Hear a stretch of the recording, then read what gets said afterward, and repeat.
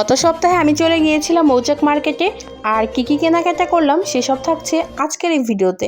So hello everyone, আসসালামু আলাইকুম। কি অবস্থা সবার? সবাই কেমন আছেন? আলহামদুলিল্লাহ, আমি আপনাদের দোয়াতে অনেক ভালো আছি। নতুন আরো একটি ব্লগ নিয়ে চলে আসলাম আপনাদের মাঝে। ভালো একটা ক্যামেরাম্যানের জন্য খুব সুন্দর করে ভিডিও করতে পারি না, মানে আমার এখানে যে ভিডিওগুলো করে দিচ্ছিল সে লোকজন দেখে ঠুস করে ক্যামেরাটা অফ করে দিল, তার নাকি অনেক বেশি লজ্জা। সেটা আর কেউ না, সেটা হলো আমার ফুফাতো বোন। গত একটি ভিডিওর মাধ্যমে আপনারা হয়তো বা দেখেছেন অনেকেই।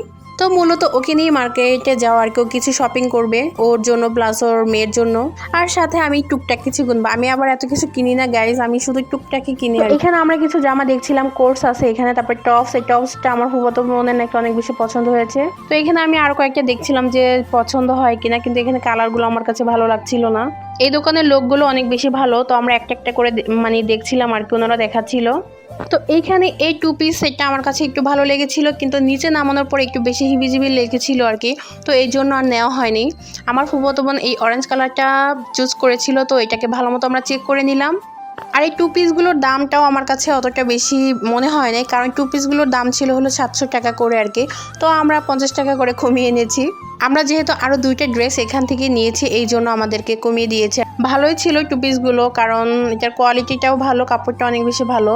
তারপর হলো এখানে এই কালো ড্রেসটা আর কি, এটা আমার ফুফাতো বোন একটা নিয়েছিল এবং আমি একটা নিয়েছিলাম। প্রথমে আমার কালো ড্রেসটা খুব ভালো লাগে, তারপরে ও খুব চিন্তা করতেছিল যে কোনটা নিবে, কালোটা নিবে নাকি আরেকটা নিবে। তারপরে যাই হোক দুজনে একরকম কালার নিলাম। তো জামাটা খুব ভালো মতো আমরা চেক করে নিলাম।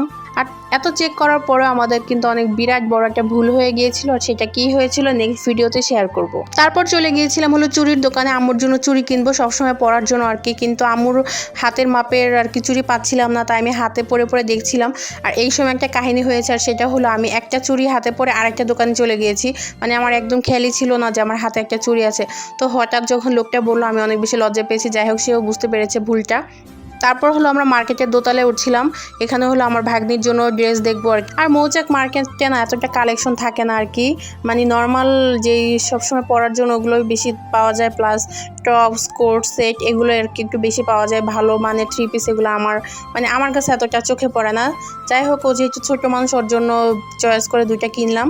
ও যেহেতু মাদ্রাসায় পড়ে এই জন্য ওর এগুলোতে হয়ে যাবে। তারপর আমরা নিচে নামলাম, নিচে নেমে হলো অনেক বেশি গরম লেগেছিল, তো এই জন্য হলো লাচ্ছি খেয়েছিলাম। আগে গলাটা ঠান্ডা করবো, এরপর আরেকটু ঘুরবো এই জন্য।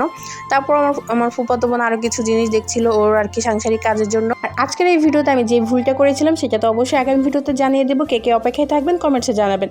সবাই ভালো থাকবেন, আজকে এই পর্যন্তই। আর এখানে আমি প্লেনে করে যাচ্ছি, দেখেন রিক্সা না, কিন্তু আমার প্রাইভেট প্লেন। Bye bye.